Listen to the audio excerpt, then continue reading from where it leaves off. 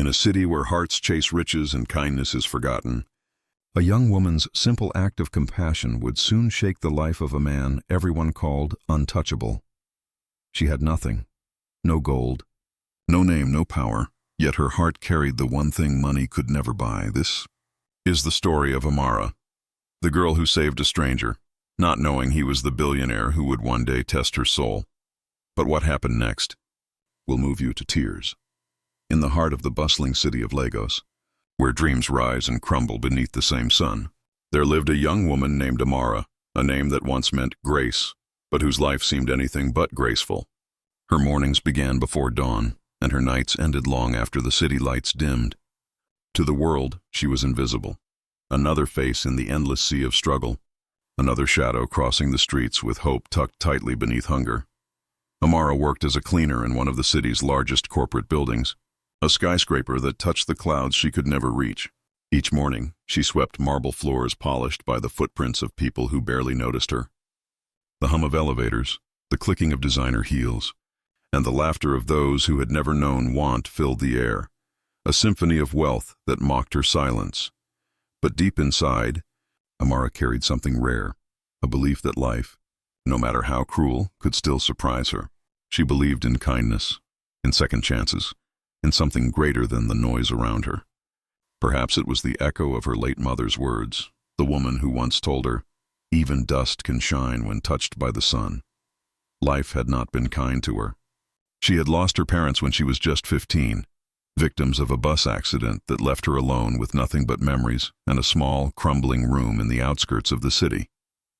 From that day, survival became her companion, yet through every trial, Amara carried herself with quiet dignity, the kind that wealth could never buy and poverty could never steal. Still, there were nights when she stared out of her small window, watching the city lights flicker like distant stars, wondering if any of them shone for her. The sound of laughter from nearby streets, the smell of roasted corn, the faint rhythm of life moving on. They were reminders of everything she longed for but could not touch. Love, comfort, peace. It was during one of those long nights that fate began to stir, quietly, invisibly, preparing to write a new chapter in Amara's life. In another part of the city, beyond the noise of traffic and markets, stood a mansion that seemed to defy the very meaning of struggle. Its marble walls gleamed like moonlight, its gates guarded not only wealth but secrets. Inside lived Tunde Adewale, a billionaire businessman known for his brilliance and his cold heart. Tunde had everything money could buy: power, respect, comfort. But he lived as though he had nothing left to feel. His wealth had come with a price: betrayal, loneliness, and the slow erosion of trust. To the world, he was a success story, a man who built an empire from the dust of hardship. But to those who knew him closely, he was a shadow walking among light. And as fate would have it, the paths of these two souls, one rich, one poor, one hardened, one pure, were about to cross in ways neither could imagine. Amara's life began to change the morning she was assigned to clean the executive floor of the building, the one no ordinary cleaner ever stepped into. Her supervisor warned her to be careful, to speak to no one, to simply do her work and leave. "That's where the big people live," the woman said, her tone half envy, half fear. When Amara stepped into that floor for the first time, she felt like she had entered another world. The air smelled of imported coffee and ambition. Everything gleamed: the glass walls, the silver doors, even the silence seemed expensive. But what caught her attention was a large portrait hanging near the elevator, the face of a man she would soon meet, Tunde Adewale, the billionaire CEO. She didn't know his name then. All she saw was a man whose eyes looked powerful, yet strangely tired, like someone searching for something money couldn't buy. As days turned into weeks, Amara continued her silent routine, cleaning offices, wiping desks, and moving unnoticed. Yet it was in those unnoticed moments that destiny often does its quiet work. One rainy evening, long after everyone had gone home, Amara stayed behind to finish her work. The thunder rolled like drums in the sky, and the city's lights blurred in the downpour. Just as she was about to leave, she heard footsteps, firm, steady, echoing through the empty corridor. When she turned, she saw him, Tunde, standing near the glass wall, staring into the storm outside. There There was something haunting about that image, a man surrounded by power, yet alone in silence. She froze, unsure whether to greet him or walk away. But before she could decide, his voice broke the quiet, deep, distant, and weary. "Why do you stay so late?" he asked, though not expecting an answer. She bowed slightly, mumbling something about finishing her duties, and hurried out. But something lingered, the way he looked through her, as though she reminded him of something long forgotten. That night, as she lay on her bed, listening to the rain tapping softly on her window, Amara thought about that moment. It was brief, almost meaningless, yet it left an echo inside her heart. From that night onward, their lives began to intersect in quiet, almost imperceptible ways. She would find herself cleaning his office after he left, noticing small details. The untouched lunch, the open book, the photograph of an old woman on his desk. She began to sense that beneath his polished world was pain, deep, unspoken pain. Meanwhile, Tunda began to notice her too, not immediately, not like in the stories where love strikes like lightning. No, this was slower. He noticed how she worked with care, how she carried herself with respect despite her humble role. She reminded him of something he had lost. Perhaps his mother, perhaps his own innocence. Life, as it often does, began to weave their stories together, thread by thread. Silently, outside, the city continued its rhythm. Traffic, voices, laughter, chaos. But in the quiet spaces of two lonely hearts, something gentle began to stir. Neither of them knew that this small connection would soon test everything they believed about love, fate, and forgiveness. That one act of kindness would soon become the spark that would change both their lives forever. For Amara, this was just another job, a chance to survive. For Tunda, it was just another face in his building. But fate, wise, patient, mysterious, had other plans. Because in a world where wealth divides hearts and status builds walls, sometimes it is the simplest soul who reminds the mighty what it means to be human again. And so, the story begins, not with love at first sight, but with two strangers unknowingly walking toward the same destiny, Amara, the girl who had nothing, and Tunde, the man who had everything, both about to learn that life, no matter how far apart it begins, always finds a way to bring kindred souls together when the lesson must be learned. For every heart that has been broken, for every dream that has been buried beneath hardship, this story is a reminder. Even the smallest act of grace can awaken the greatest miracle. The week that followed their brief encounter passed quietly. But fate, though silent, was never still. Amara continued her routine. Early mornings, long commutes, endless hours of work. Yet something had shifted inside her. She found herself thinking about that man by the glass window, his eyes reflecting loneliness that mirrored her own. She didn't know his name, didn't even know that he was the owner of the very building she cleaned. All she knew was that, for the first time in a long while, she had seen someone who looked powerful, yet deeply human. But life doesn't pause for thoughts. Rent was due, her shoes were wearing thin, and her small savings were already melting into bills. Each day she reminded herself that dreams were luxuries people like her could not afford. One Friday evening, the city was caught in a storm unlike any other. The sky grew dark early, thunder rolled like the anger of the gods, and the streets flooded within minutes. Most of the office workers had gone home early, but Amara stayed behind to finish her duties. By the time she stepped outside, the rain had turned the city roads into rivers. Public transport was gone, and taxis refused to drive through the flooded streets. She clutched her small handbag, her uniform soaked, and began walking, one careful step at a time, hoping to find shelter. Then, in the dim light of a street corner, she noticed a car by the roadside, sleek, black, and half-submerged in water. The engine was still running, headlights dim against the storm. Through the window, she saw a man slumped over the steering wheel. At first, she hesitated.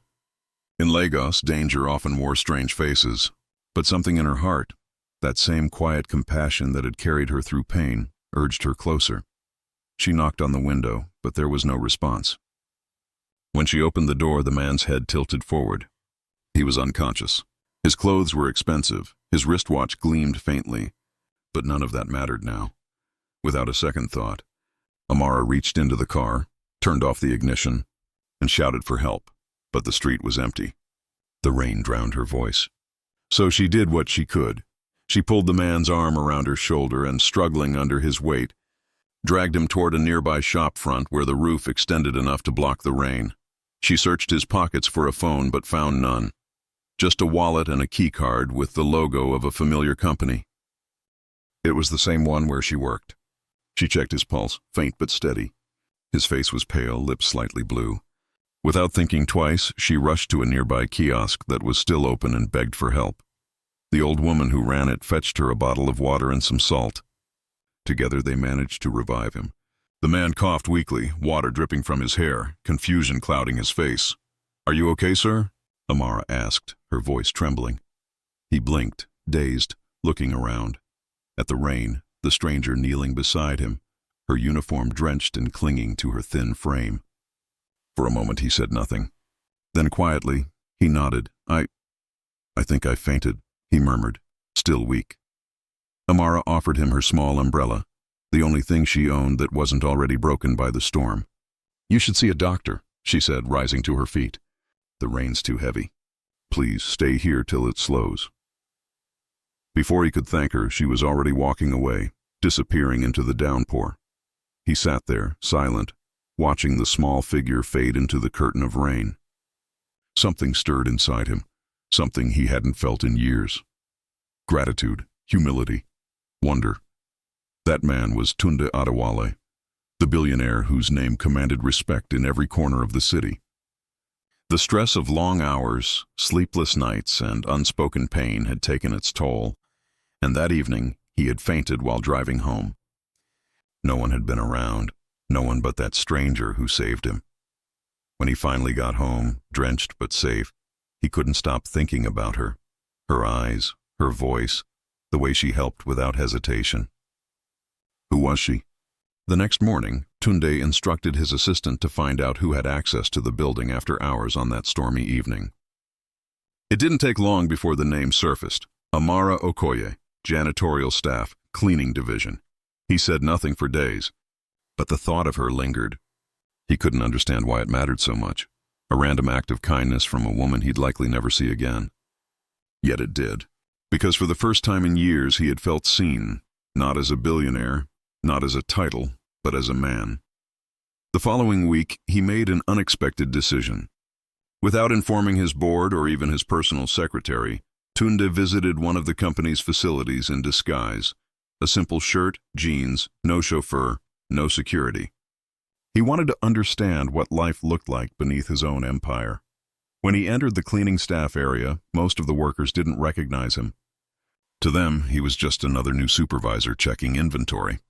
But Amara noticed him, not because of who he was, but because there was something familiar about his eyes. He spoke to her briefly, pretending to be a staff inspector from another branch. She greeted him with respect, offered to help him find what he needed, and went back to work. No trace of pride, no hint of recognition, just grace. That night, as he drove home, Tunde realized what he wanted to know. Was her kindness real? Or was it coincidence born of circumstance? The man who once trusted no one found himself planning a test, not out of malice, but out of curiosity, maybe even hope.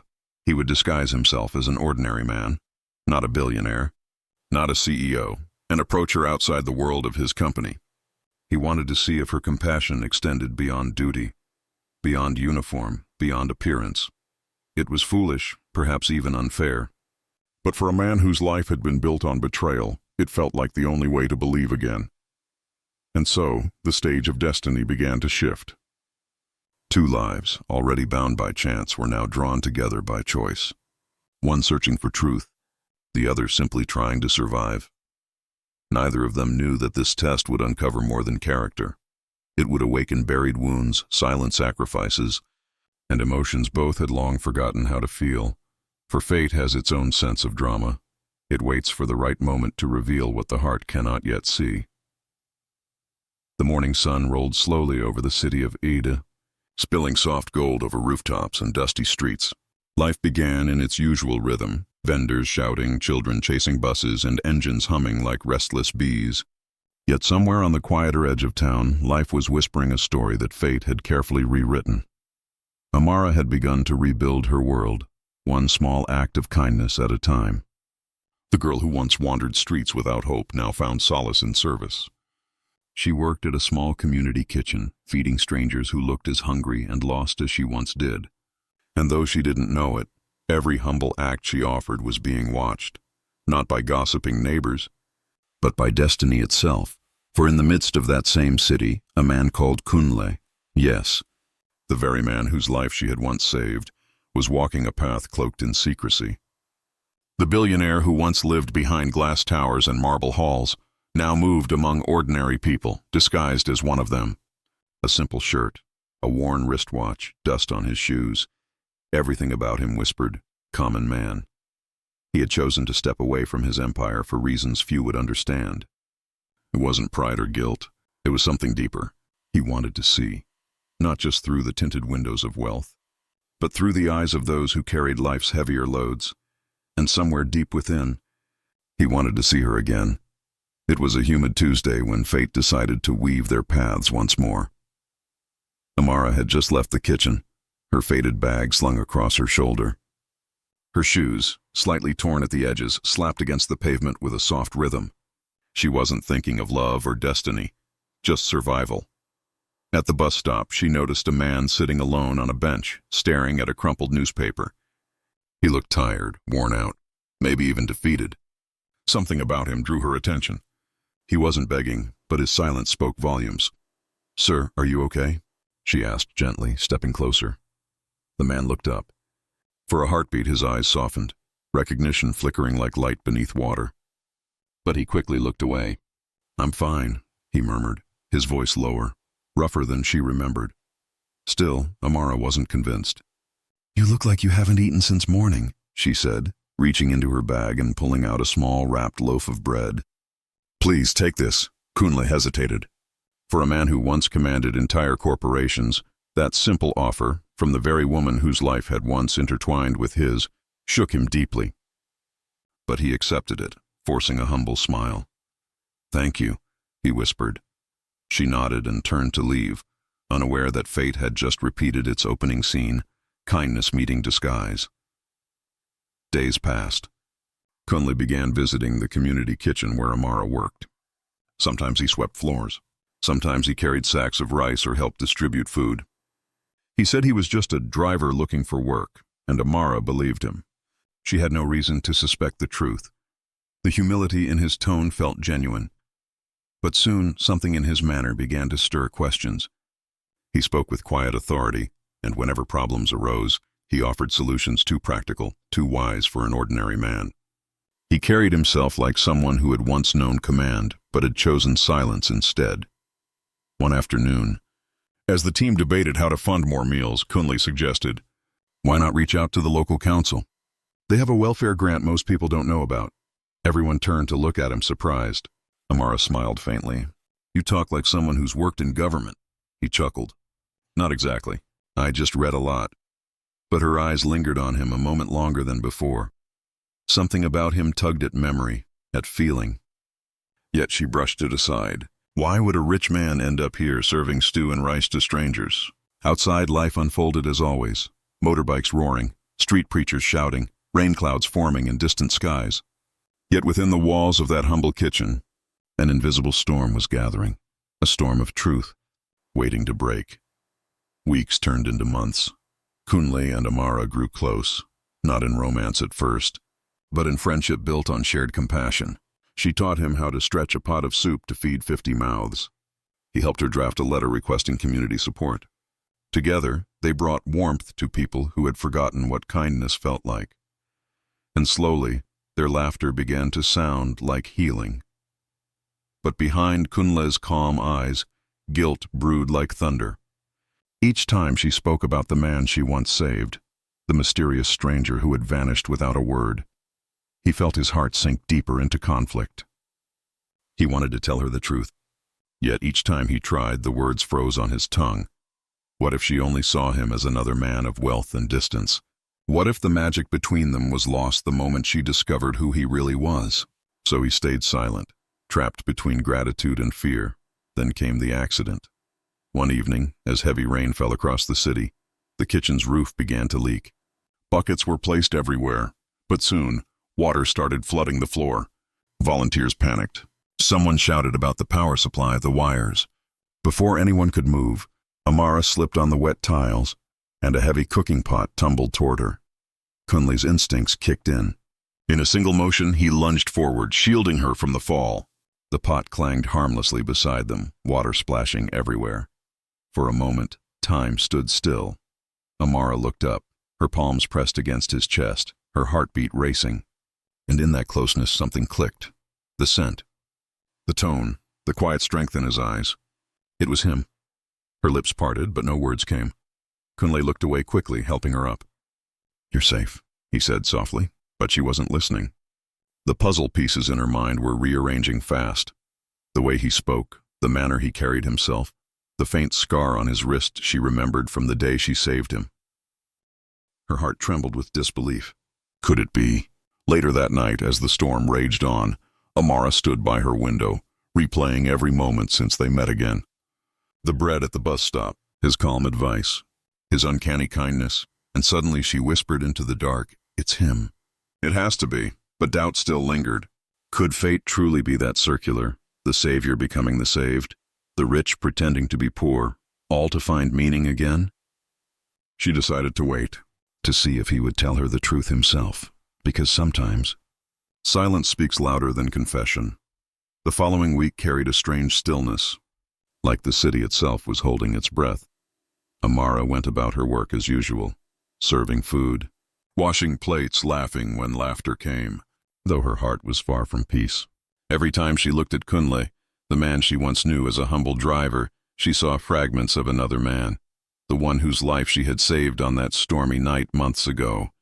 But still, she said nothing. Sometimes truth must be allowed to walk on its own until it finds the courage to speak. That chance came on a Saturday morning. The community center was unusually busy. An event was taking place. A local philanthropist had donated food and supplies to the kitchen. Excitement buzzed in the air. Volunteers decorated the space, while Amara helped the children arrange tables and chairs. Kunle had promised to come, but he hadn't arrived yet. By noon, a convoy of cars pulled up outside. Men in clean suits stepped out first, then women in elegant attire. Cameras flashed. A small crowd gathered, and from the last car emerged a familiar figure, tall, confident, wearing the grace of someone who no longer needed to hide. It was him, but not Kunle, the driver. It was Kunle, the man she had saved, the same billionaire everyone was whispering about. The air shifted. People murmured. The volunteers gasped. Amara froze. Her hands trembled as she clutched the edge of the table. The truth had arrived, clothed not in disguise this time, but in revelation. The event began. The host spoke about generosity, about how one man's heart had changed the lives of many. And when Kunle took the microphone, the hall fell silent. "Months ago," he began, his voice calm yet heavy with meaning, "I was lost. Not in the sense that I didn't have wealth or position, but in spirit. I had everything money could buy, yet my soul was starving. I saw the world only through numbers, not people." He paused, scanning the crowd until his eyes found hers. "But one day, I met a woman who changed all that. A woman who, with nothing in her hands, gave me everything I had forgotten. Kindness, faith, humanity. She didn't know my name, my wealth, or my power. Yet she saved me when no one else would." Whispers rippled across the hall. Amara's knees weakened. "And when I returned to find her," he continued, voice breaking slightly, "I wanted to see if her kindness came from circumstance or from the heart. So I hid my identity. I wanted to learn the truth about her soul, and I did." He set down the microphone slowly. "Her name," he said softly, "is Amara." For a long moment, silence ruled the room. Then a wave of gasps and murmurs swept through the crowd like a tide. Every eye turned toward her. Amara stood frozen, her breath shallow, tears gathering before she even realized. She felt exposed, not by shame, but by the sheer weight of fate's design. Kunle walked toward her. The crowd parted, the sound of his footsteps echoing in the hall. When he finally reached her, he didn't speak at first. He simply looked at her, as if searching for forgiveness in her eyes. "I didn't mean to deceive you," he said gently. "I only wanted to understand what real kindness looks like. And you showed me. You reminded me that wealth means nothing if compassion is absent." Amara shook her head, struggling to find words. You were the driver? All this time?" He nodded, guilt and gratitude woven into his smile. "Yes, but in truth you were the one driving me toward something real." Tears slipped down her cheeks. "Why didn't you just tell me?" "Because I needed to see who I was without everything that defines me. And I needed to see you without the shadow of what I am." The hall was silent, yet the air felt alive with emotion. Later that afternoon, when the crowd had dispersed and the sun began to dip behind the clouds, Kunle and Amara sat outside under the same old tree where she often rested after work. The wind played softly through the leaves. Children's laughter drifted from the distance. Kunle turned to her and said, "I want to do something, not for charity, but for purpose. You've shown me what real humanity looks like. Let's build something that keeps that spirit alive." Amara looked at him, uncertain. "Build what?" "A foundation," he said simply. "One that helps people like the ones we serve every day. But I don't want to lead it." "You should. You've lived the story. I've only witnessed it." Her eyes widened. "Me lead?" He smiled. "Why not? The best leaders are the ones who have known what it feels like to fall." For the first time in years, Amara didn't see herself as a beggar, or an orphan, or a girl who once slept under bridges. She saw herself as someone chosen, not by luck, but by destiny. Months later, the Amara Foundation became a reality. Its banner read, "Where kindness meets second chances." It wasn't the largest charity in the country, but it was the most heartfelt. People came not for handouts, but for hope. And though the world often forgot the names of the rich, it never forgot stories like theirs. Stories where love disguised itself as humility, where compassion tested the powerful, and where ordinary acts shaped extraordinary lives. The afternoon light melted softly into the city, turning every rooftop gold. The storm that had once rattled hearts was gone now, replaced by a gentle peace that felt almost unreal. Yet for Amara, peace did not come easily. She stood near the back door of the community center, her palms still trembling from what had just happened. The truth, the reveal, the eyes of the crowd when Kunle had spoken her name like a prayer before the whole world. Her heart was a whirlwind of emotions, shock, gratitude, confusion, even a trace of anger. For months, she had poured her soul into that kitchen, never knowing that the quiet, humble man she worked beside was a billionaire in disguise, the very same stranger whose life she had once saved from the cold rain and the edge of death. Now, everything made sense. His calm authority, his quiet generosity, the way he listened more than he spoke. But understanding did not erase the ache of being deceived, even if the deception had come from good intentions. She walked outside, the city's hum carrying stories of its own, the chatter of markets, the cry of hawkers, the laughter of children. The same city that had once swallowed her in despair now opened its arms again, but differently this time. Moments later, Kunle found her standing near the gate. Her gaze lost in the horizon, he approached quietly. For a man who once owned everything, he now looked uncertain, like a boy asking forgiveness from the wind. "Amara," he began softly. She didn't turn around. "You should be inside. They're waiting for you." "I didn't come out here for them," he said, his voice low. "I came for you." Silence stretched between them, thick, fragile, alive. "I'm sorry," he continued. "I didn't mean to hurt you. I only wanted to see the world through your eyes, to see what I had lost." Finally, she faced him. Her eyes were wet but steady, her tone calm but firm. "You found what you were looking for, Kunle," she said. "But did you ever think about what I lost while you were pretending to be someone else?" He bowed his head, words failing him. Amara continued, her voice softer now. "You gave me hope when I didn't even know your name. Then you came back and let me believe you were just another soul trying to survive. I don't hate you for it, but I need to understand. Was my kindness a test?" "No," he said quickly, stepping closer. "It was never a test. It was a reminder of who I could be if I lived with the heart you carry. You taught me more than I can ever repay." Her gaze fell to the ground where sunlight and shadow danced together. Maybe that's the lesson, Kunle, she murmured. That kindness doesn't wait for names or status. It just is. They stood in silence, the sound of the city filling the space between them. Horns blaring, footsteps echoing, life moving forward. Finally, Kunle reached into his pocket and handed her a folded document. What's this? She asked. He smiled faintly. A proposal. I want to fund a foundation in your name, something that feeds, shelters, educates. A place for people like you once were, and like me before I found you again. Amara opened the paper slowly. Her name was printed across the top. The Amara Foundation, for hope, dignity, and second chances. She read the words again and again, her heart swelling with disbelief and pride. You don't need to do this for me, she said finally. I'm not doing it for you. He replied gently. I'm doing it because of you. For the first time that day, she smiled. Not the shy smile of a girl humbled by fate, but the steady smile of a woman who had seen herself survive the impossible. Days passed, and the story spread across the city like light breaking through a dusty window. People whispered about the girl who once begged for food, now leading a mission that fed hundreds. They spoke of the man who gave up power to rediscover his humanity. But what they didn't see was the quiet strength that grew inside Amara. As the foundation began its work, she realized something profound. That destiny had not brought her this far just to make her someone's miracle. It had brought her here so she could be herself, fully and freely.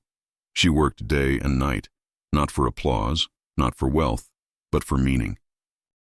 Each face she helped reminded her of the days when hope was a stranger she had to chase down dark alleys. Each child's laughter felt like a new dawn breaking within her. And though Kunle often visited, offering support, advice, sometimes just silence, she always kept a gentle distance. It wasn't coldness. It was clarity. Amara knew that sometimes love must breathe outside the walls of romance, that two people could share a story not to belong to each other, but to awaken something greater in both. Months turned into a year. The foundation thrived. New centers opened. Lives changed. Amara became a voice of hope, the kind that didn't shout, but whispered softly into hearts. She spoke at events, on radio programs, in schools. Her story became a bridge between the powerful and the powerless. One evening, as she stood before a small crowd in a rural town, she ended her talk with words that would stay with her forever. Sometimes life disguises blessings in pain and people in poverty. Don't despise your struggle. It might be the story that saves someone else one day. The audience erupted in applause. But Amara didn't hear it. She only felt the quiet pulse of peace in her chest. Weeks later, Kunle invited her to dinner, not in a mansion or a hotel, but in a small local restaurant by the sea.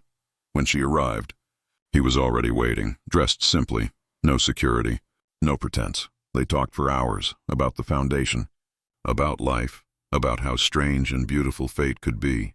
Then, just as the evening breeze swept across the water, Kunle said quietly, "You've become more than I ever imagined." "Amara, you've found your purpose," she smiled. "And you've found your heart." He nodded, his eyes soft with respect. "Do you ever think we'll find each other again? Not in crisis or disguise, but in peace?" She looked out at the sea, its waves endless, its horizon wide. "Maybe we already have," she said. "Just not in the way the world expects." They sat in silence after that.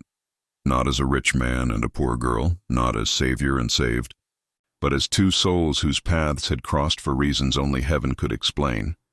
When she rose to leave, he didn't stop her. He simply stood and said, "Thank you for seeing me when I was invisible." "And thank you," she replied softly, "for reminding me that kindness is never wasted." She turned and walked away into the night, the moonlight trailing her steps like a gentle blessing. And that, dear listener, is how destiny works.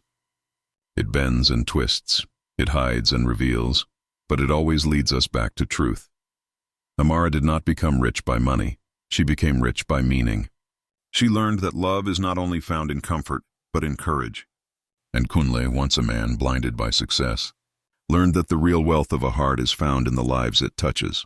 In the end, their story was not about a man and a woman at all, but about grace meeting gratitude, about humanity remembering itself. So when you walk through life and meet someone who seems small, remember kindness has no disguise. Because the person you help today may not return with riches, but they may return as a lesson that changes your soul forever. And somewhere, in the quiet corners of heaven, destiny smiles, for its circle is complete.